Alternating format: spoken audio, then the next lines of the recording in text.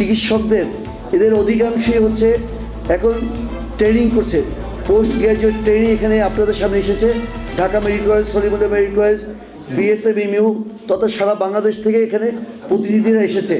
যাদের এখন এমার্জেন্সিতে ডিউটি করার কথা ছিল, যাদের এখন রাউন্ড দেওয়ার কথা ছিল, যাদের লিভার পালপেট করার কথা ছিল, হেপাটাইটিস নিয়ে এসেছে মেডিকেল ওয়ার্ডে, যাদের ওটিতে এখন সব নিয়ে ওটিতে ঢোকার কথা ছিল, তারা সেই সমস্ত কাজ ফেলে রেখে দুমুঠো খাবারের জন্য বাচ্চার দুধের টাকা নেই বলে এখানে এসেছে।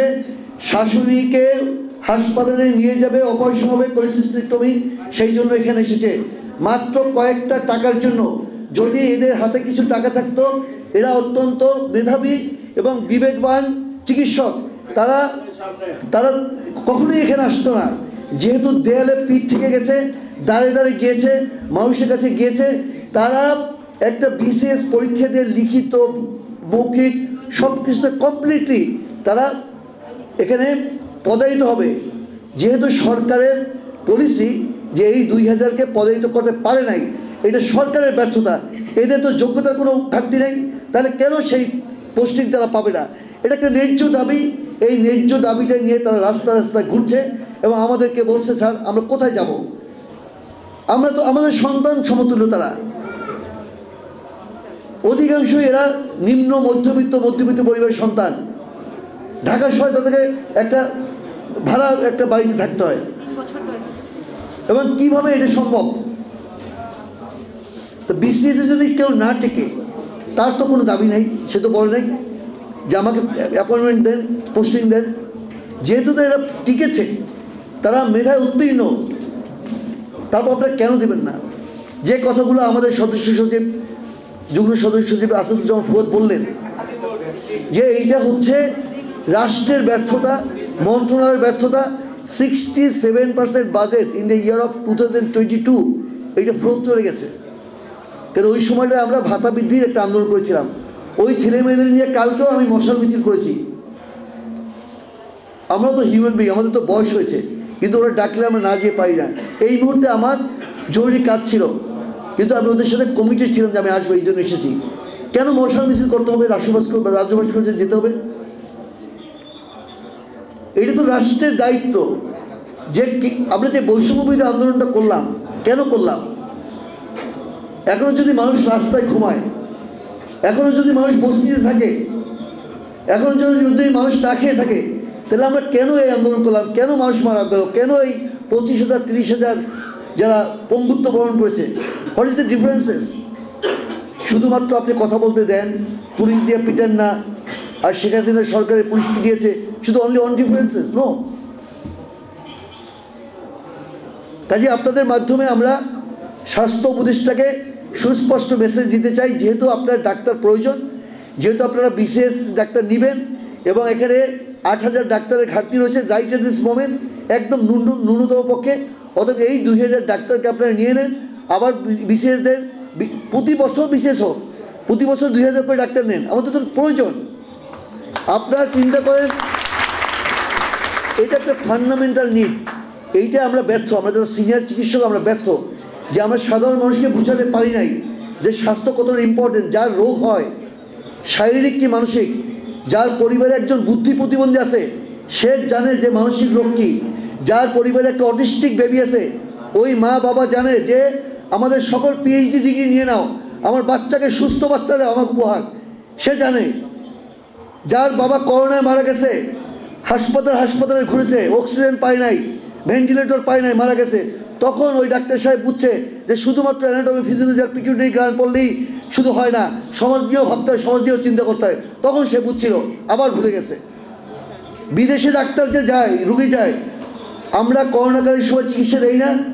সাংবাদিক বন্ধুরা আপনাদেরকে বলছি, আমরা তো করোনাকালীন সময়ে সিএমএইচের 7 দিন অফিস করেছে আমাদের কলিগরা, 7 দিন। যদিও এটা বেসরকারি পর্যায়ে, মানে বেসামরিক পর্যায়ে যে হাসপাতালগুলো, সেখানে হয়তো প্রথম দিকে একটু ছিল, দ্বিধাদ্বন্দ্ব ছিল, কিন্তু পরবর্তীতে সবাই কিন্তু এই পিপিই মাস্ক পরে তারপর গেছে। আমি 30,000 পিপিই ডিস্ট্রিবিউট করেছি, এখানে অনেকেই আছে আমার সেই পিপিই পেয়েছে। কাজে আমরা তো আছি মানুষের সাথে। যদি জিনিসটা বোঝেন, যদি রুগীই না থাকে, আজকে থেকে যদি পৃথিবীতে কোনো রোগ না থাকে, আমাদের মূল্য আছে জিরো, মাইনাস। আমাদের তো কলা বিক্রি করতে হবে, চীনাবাদাম বিক্রি করতে হবে, তারপরে আমরা খুশি হব যদি পৃথিবীতে কোনো রোগ না থাকে। আমরা চীনাবাদাম বিক্রি করলেও সবচেয়ে ভালো বিক্রি করতে পারবো, সিএনজি চালাইলেও টাকা ভালো কামাই করতে পারবো, আমরা জানি ওই কৌশল। আমি একদিন বলেছিলাম যখন ভাতা বৃদ্ধির সময় ছেলেমেয়েদেরকে তোমার ডাক্তারি ছেড়ে দাও, আসলেই দেখবেন যে অনেকেই ডাক্তারি করবে না।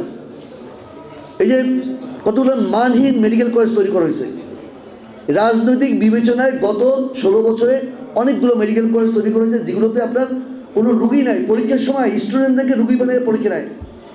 আমি সেই পরীক্ষা নিয়েছি, মেডিকেল কলেজের স্টুডেন্টদেরকে অ্যাজমা রুগী বানাইয়া তারপর পরীক্ষা নিচ্ছে লং কেস। এই মেডিকেল কলেজগুলো ইমিডিয়েটলি বন্ধ হওয়া উচিত, মানহীন মেডিকেল কলেজগুলো বন্ধ হওয়া উচিত। আমাদের যা প্রয়োজন ডাক্তার, আপনি তো আমেরিকার সাথে কম্পেয়ার করলে হবে না যে আমেরিকায় 100 জনে 2 জন ডাক্তার, আমাদেরকে আমাদের মতো করে হিসাব করতে হবে। আপনার রাস্তায় দেখবেন যে খাবার বিক্রি করে, I had opportunity to take lunch over there, কারণ যে মানুষ কী দিয়ে খায় অনেক সুস্বাদু, অনেক ভালো। তাই তো মানুষ বাঁচত না, মরে যেত। ওই কেসকি মাছ আছে, পুঁটি মাছ আছে, আপনার তেলাপিয়া মাছ ফ্রাই করে বিক্রি করে 60 টাকা দাম। কাজেই সকল মানুষকে ধারণ করতে হবে। তোমাদেরকে একটা কথা বলি যে স্বার্থপরের মতো এতদিন বাঁচছো, আজকে নিজের প্রয়োজন এখানে আসছো, নিজের প্রয়োজন, একদম নিজের প্রয়োজন। কালকে কে বসার মিছিলে গেছিলা, ওইটা জানো নয় আবার, তাই না? তোমার এখানে যখন তোমাদের বিশেষ হয়ে যাবে, তারপর যাদের যে যেখানে বঞ্চিত সেখানেই তোমার কথা বলতে হবে, এইটাই নিয়ম। তুমি শুধু তোমার পরোটার সাথে ঘি মাখিয়ে দিলে চিনি দিয়ে খাই ফেলবা, আরেকজন কি খেলো না নাকি ওদিকে তাকাবো না, এইটা এইটা এইটা এইটা মুসলমান তো দূরে থাক, এটা হিউম্যান বিংয়ের ন্যাচারে হইতে পারে না, এটা পশু পাখিও করে না, এটা পশু পাখিরাও ভাগ করে খায়।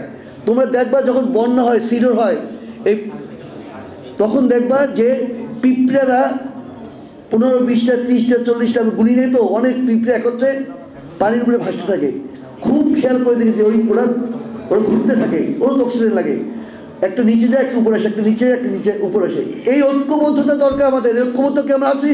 নাই তো। আমরা পিঁপড়ার কাছ থেকে শিখো। আজকে আমার আরেকটা মিটিংয়ে যাবো, এখন একটাই ইউবব না কি একটা করছে, ওর কোনো বক্তব্য নেই, কিন্তু ও তোমাদের কথা বলবে, একজনের কথা বলবে, খামাখা। আমরা কেন একটা প্রবলেমে আসতে পারি না? সিনিয়রদের কথা বাদ দাও, যারা অ্যাবভ 50 ওরা মারা গেছে, মনে করো পৃথিবীতে নাই, তাহলে তোমরা কি বাঁচবে না? তাহলে তোমরা ঐক্যবদ্ধভাবে তোমরা কথা বলো, তখন আরও জার্নালিস্ট আসবে, আরও তোমাদের এটা যৌক্তিকভাবে ফুটিয়ে তুলবে। আর সব সময় মানুষের কথা বলবা, নিজের ভাতা বৃদ্ধির দরকার নেই তো। আমি যদি একটা গাভী পালি, গাভীকে ঘাস না খাওয়াই, ও দুধ দিবে? দেবে না তো। তাহলে আপনারা যদি আমাদেরকে খাবার না দেন, আমাদেরকে মানসম্পন্ন মতো না রাখেন, আমার ফিজিক্যাল মেন্টাল যদি ভালো না থাকে, আমার বাচ্চা যদি নিউমোনিয়া হাসপাতালে থাকে, আমি কী চিকিৎসা দেবো? চিকিৎসা পারবো না তো। কাজে আমাকে শারীরিক এবং মানসিকভাবে সুস্থ রাখলে আপনি আপনার ভেন্টিকুলার অ্যারেথমিয়া হোক আর যাই হোক না কেন, আপনার চিকিৎসা আপনি সঠিকভাবে পাবেন। আইসিইউতে থাকেন, ভেন্টিলেটরে থাকেন, আমরা তো মানুষ, এই সমাজেরই মানুষ, আমরা তো অমানুষ না।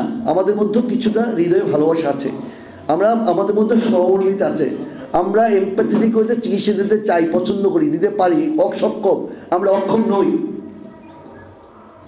কাজেই আমরা যতদিন এই সাধারণ মানুষকে অভিজ্ঞান করব, অটোমেটিক্যালি তারা আমাদেরকে গুরুত্ব দেবে। আবার সরকার যখন আমাদেরকে ওই গ্রাস দিবে, অর্থাৎ নিউট্রিশন দেবে, অর্থাৎ ভালো বেতন দেবে, মানসম্পন্ন জায়গায় রাখবে। ঢাকা মেডিকেল কলেজের পাশে 10 তলা রেসিডেন্সিয়াল একটা অ্যাকোমোডেশন রাখতে কী অসুবিধা? অথচ 67% বাজেট আপনি ফ্লোট করেছে, ওইটা দূরে থাক। ঢাকা মেডিকেল কলেজে যারা এখানে তোমরা স্টুডেন্ট আসো, গণরুমে থাকছো, আমরা তো খালের বিলে মেডিকেল কলেজে পড়ছি, বাদিয়ে দিলাম।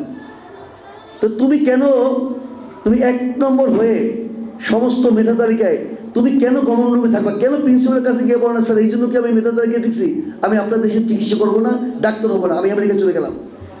এই যে প্রতিবাদ করো নাই না, এই প্রতিবাদ না করতে না করতে প্রতিবাদ করাই ভুলে গেছো। এখন দেয়ালে পিঠ ঠেকছে যে এখন তোমরা রাস্তায় নামছো। প্রতিবাদটা করতে হবে ফোন ভেবে ভেঙে নেই, বলতে ডিজে তুমি যেটা ফিল করো সেটা তুমি বলবো। এই জন্যই তো আমরা এই বৈষম্য বিরোধী আন্দোলন করছি, এত আত্মহত্যা দিয়েছি।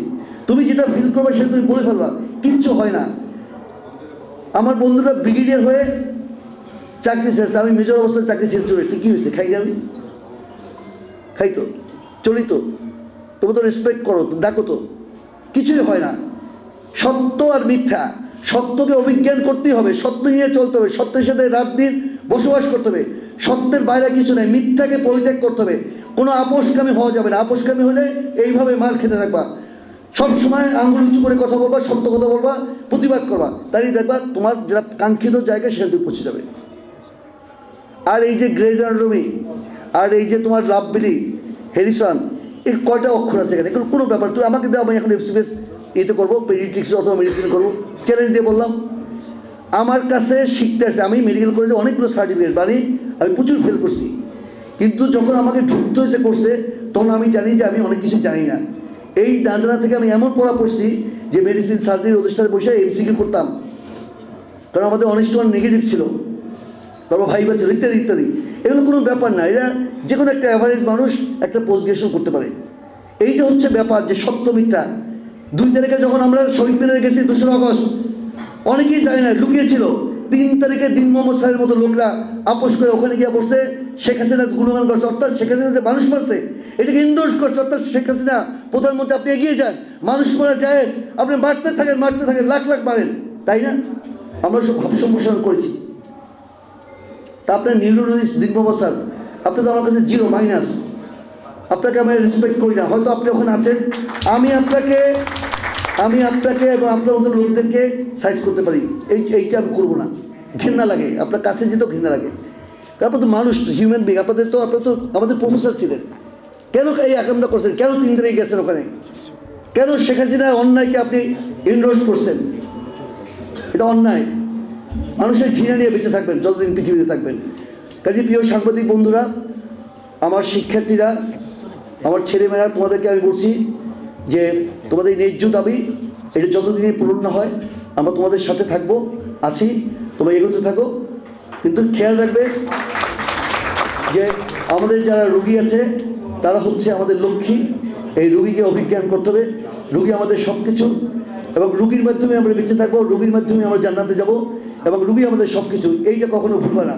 রোগীরা যেন আমাদের হাতে জিম্মি না হয়। আপনাদের সকলকে ধন্যবাদ জানিয়ে আমার বক্তব্য এখানে শেষ করছি। আসসালামু আলাইকুম।